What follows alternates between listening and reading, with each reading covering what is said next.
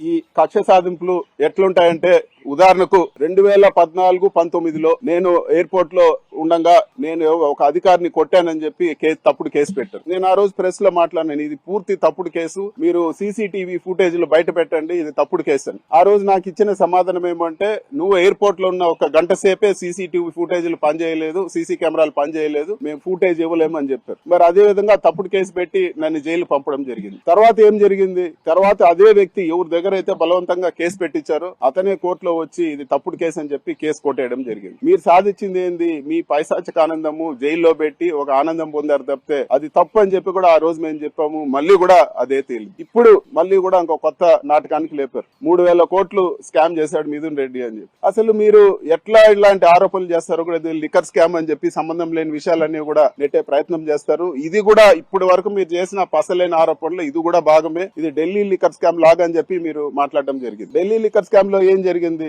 ప్రభుత్వ షాపులన్నీ కూడా ప్రైవేట్ పరం చేసి ఆ రోజు కేసు రావడం జరిగింది. మరి ఆంధ్రప్రదేశ్ లో ఏం జరిగింది, జగన్మోహన్ రెడ్డి గారు ఉన్నప్పుడు ప్రైవేట్ గా ఉండేటివన్నీ కూడా ప్రభుత్వం నడిపింది. మరి స్కామ్ ఎక్కడుంది? ఇప్పటి వరకు గత కొన్ని నెలల ముందు 50,000 కోట్ల స్కామ్ అన్నారు, మళ్ళీ ప్రజలు నమ్మరని చెప్పి మళ్ళీ 30,000 కోట్లు అన్నారు, మళ్ళీ 10,000 అన్నారు, మళ్ళీ ఇప్పుడు 3,000 అంటా ఉన్నారు. ఇది ఒక ఫిగర్ కు తీసుకొచ్చి ఇప్పుడు 3,000 అని చెప్పి, మరి 3,000 కోట్ల రూపాయలు అంటే అది 300 కాదు కదా జోబులో మర్చి పెట్టుకునే దానికి. ఎక్కడుందో చూపిమని చెప్పి కూడా నేను ఈ రోజు డిమాండ్ చేస్తా ఉన్నాను. ఇట్లాంటి తప్పుడు ఆరోపణలు మీరు చేసి ఈ రోజు ప్రజల్ని డైవర్ట్ చేసి ఈ రోజు జగన్మోహన్ రెడ్డి గారిని, అదే విధంగా వైఎస్ఆర్ కాంగ్రెస్ పార్టీని దెబ్బతీసే ప్రయత్నం మాత్రమే అని చెప్పి కూడా నేను తెలియజేస్తా ఉన్నాను. ఒక జగన్మోహన్ రెడ్డి గారు ఒక పెద్ద చెట్టు అయితే మొట్టమొదటిగా కొమ్మలన్నీ నరికి చెట్టు నరికే ప్రయత్నం మీది. పక్కన ఉండే లీడర్లందరినీ కూడా, ఎవరైతే పార్టీ గట్టిగా ఉన్నారో వాళ్ళందరినీ దెబ్బతీసే ప్రయత్నం మీరు చేస్తా ఉన్నారని చెప్పి కూడా నేను ఈ రోజు తెలియజేస్తా ఉన్నాను. అదే విధంగా నేను ఒకటే చెప్పదలుచుకుంటా ఉన్నాను, అందరికీ ఒకే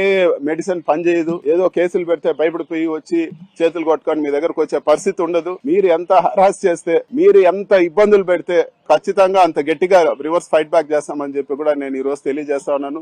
ఇట్లాంటి తప్పుడు కేసులు అన్ని కూడా ధైర్యంగా ఎదుర్కొంటాము. ఎక్కడ కూడా మేము తప్పు చేయలేదు కాబట్టి ఎక్కడ తగ్గే ప్రసక్తే ఉండదు, భయపడే ప్రసక్తి ఉండదు అని చెప్పి కూడా నేను తెలియజేస్తాను. న్యాయంగా ఎన్ని దారులున్నాయి అన్ని విధాలా దీన్ని గట్టిగా ఫైట్ చేస్తాము. ఇది పూర్తి తప్పని చెప్పి కూడా త్వరలోనే తేలుతుందని చెప్పి కూడా నేను తెలియజేస్తాను. అసలు వినే పరిస్థితి లేకుండా చెప్పిందే చెప్పి అక్కడ ఏదో జరిగిపోయిందనే ఒక నెరేటివ్ తీసుకొచ్చారు. నేను ప్రెస్ మీట్ పెట్టి కూడా చెప్పడం జరిగింది, పలానా భూమి కోసము పలానా చోట పలానా భూమి ఉంది, వాల్యుబుల్ ల్యాండ్, దీనికోసం ఇలా చేశారని మీరు ఉండాలి కదా. భూమి చూపించమంటే కూడా ఇప్పటి వరకు ఎక్కడ లేదు, కానీ ఆరోపణలు చేస్తూనే ఉన్నారు. వాస్తవాలు చూస్తే అక్కడ గౌతమ్ తేజ్ అనే పిల్లోడు పనిచేస్తా ఉన్నాడు ఆర్డీఓ ఆఫీస్ లో. వాళ్ళ తల్లిదండ్రులు ప్రెస్ లో మాట్లాడారు. అతన్ని అరెస్ట్ చేసినప్పుడు వాళ్ళ తల్లిదండ్రులు ప్రెస్ లో మాట్లాడారు. వాళ్ళ తండ్రి పేరు యతిరాజ్ నాయుడు అనుకుంటాను. మేము మా కుటుంబం అంతా టీడీపీ సింపథైజర్స్, చంద్రబాబు నాయుడు మాకు బంధువు కూడా అవుతారు, మా పిల్లోడిని అన్యాయంగా అరెస్ట్ చేశారని చెప్పి మాట్లాడారు. మరి ఇన్వెస్టిగేషన్ అంతా కూడా చేసి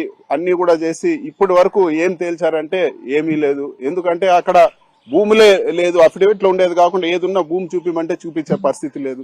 ఇదే అతనికి ఎవరైతే ఆర్డీఓ ఆఫీస్ లో పనిచేశాడో అతని దగ్గర పెట్టారు. ఆ గౌతమ్ తేజ్ అనే పిల్లోడు son of G Yathiraj Naidu అని. సో ఈ పాలిగ్రాఫ్ టెస్ట్ ఏదైతే ప్రభుత్వం చేయించిందో ఎక్కడ కూడా అతను నేరం చేసినట్లేదు, ఎక్కడ కూడా అతను దాంట్లో ఏదో ఒక మోటివ్ కానీ ఇంకోటి కానీ చేసినట్టు లేదని చెప్పి క్లియర్ గా ఈ క్వశ్చన్స్ అన్ని కూడా నేను మీడియా మిత్రులతో కూడా పంచుకుంటాను. అదే విధంగా ఈ ఇన్సిడెంట్ జరిగే ఒక గంట ముందే అతను ఇంటికి వెళ్ళిపోవడం సీసీ కెమెరాల్లో రికార్డ్ అయిందని కూడా అతని బెయిల్ ఇచ్చిన ఆర్డర్ లో కూడా ఉంది. మరి ఇలాంటి ఒక విషయాన్ని తీసుకొచ్చి ఒక కట్టుకథ అల్లి ఏదో జరిగిపోయిందని చెప్పి నెలలు నడిపి ఏదో చేస్తామని చెప్పి అక్కడికి డీజీపీని హెలికాప్టర్ లో పంపించడము, రెవెన్యూ సెక్రటరీ రావడము, దాని గురించి మంత్రులు మాట్లాడడము, చంద్రబాబు నాయుడు గారే పలుమార్లు మాట్లాడడము, ఇన్ని కూడా ఏదో ఒక డైవర్షన్ టాక్టిక్స్.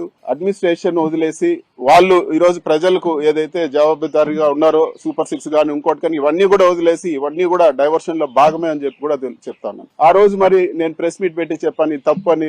అదే విధంగా నేను ఇంకొకటి ఈ ప్రభుత్వాన్ని అడుగుతా ఉన్నాను, 100 మైన్స్ అన్నారు, 100 మైన్స్ దోచేశారు వీళ్ళు, 1000 కోట్లు శాండ్ లో ఇచ్చేశారని చెప్పి 2 నెలలు మైనింగ్ ఆఫీసులు పూర్తిగా పోలీస్ ఆధీనంలో తీసుకొని క్షుణ్ణంగా పరిశీలించారు. మరి ఏం తేలిందో ఈ రోజు నేను అడుగుతున్నాను. 100 మైన్ కాదు కదా, ఒక్క మైన్ చూపిమని అడుగుతా ఉన్నాను.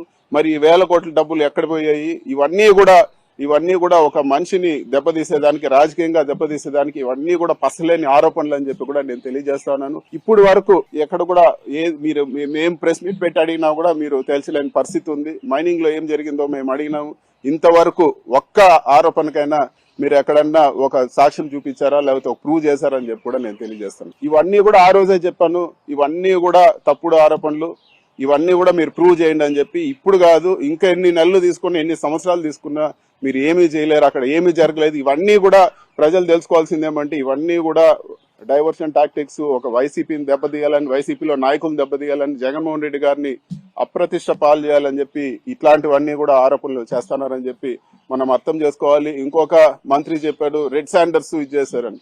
మరి నేను ఓపెన్ గా అదే రోజు ఛాలెంజ్ చేసినాను, ప్రూవ్ చేయండి, లేకపోతే మీరు రెడ్ శాండర్ వ్యాపారం మాకు సంబంధమే లేదు, ప్రూవ్ చేయండి, ఉంటే క్షమాపణ చెప్పు అని చెప్పి. ఇప్పుడు వరకు అత్తాపత్తా లేదు, బుడద కొట్టడము, మళ్ళీ అడ్రస్ లేకుండా అత్తాపత్తా లేకుండా పోవడం, ఇది ఇక్కడ జరుగుతూ ఉండే పరిస్థితి. అదే విధంగా ఆరోపణలు వచ్చినాయి, 75 ఎకరాలు ఫారెస్ట్ ల్యాండ్ మొత్తం ఆక్యుపై చేశారని. నేను ఆ రోజు ఇక్కడే ప్రెస్ మీట్ పెట్టి చెప్పాను, ఈ పేపర్లో కూడా మా డాక్యుమెంట్స్ కూడా చూపించాను. ఇవన్నీ కూడా మా సొంత ల్యాండ్, ఇవన్నీ కూడా 2000 సంవత్సరంలోనే రిజిస్టర్ అయిన ల్యాండ్స్ అని చెప్పి. మరి మేము కోర్టుకు పోవడం జరిగింది, కలెక్టర్ రిపోర్ట్ ఇవ్వడం జరిగింది.